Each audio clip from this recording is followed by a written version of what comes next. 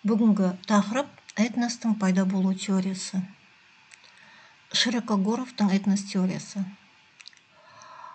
Широкогоров этносты биологиялық популяция тұрғысынан қарастырды және этностың пайда болуын нақты географиялық ортаға бейімделген популяциямен байланыстырды.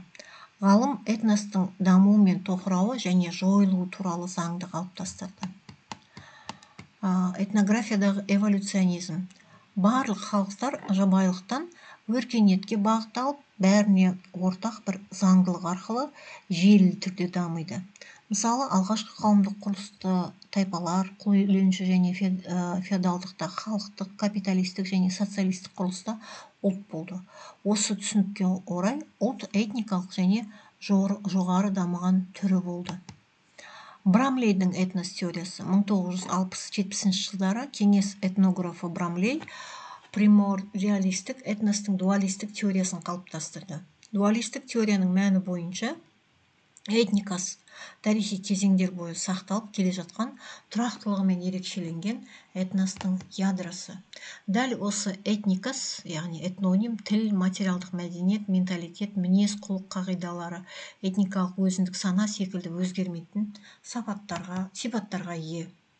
Этностың дуалистік теориясы іштей өзгерістерге ұшыраған дамушы этноәлеуметтік организмде тұрақты түрде өзгермейтін ядро этникос болады деп санайды.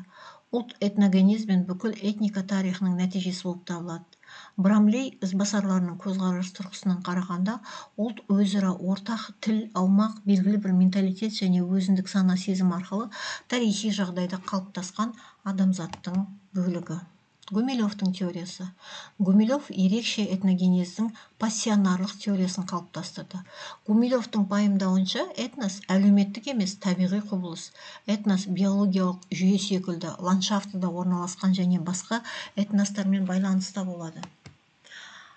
Ғалымның пайда болуын конструктивтік тұрғыдан қарау. Бұл бағытқа сәйкес этникалық сезім мен онымен байланысты ұстаным сындарлы интеллектуал болып табылады.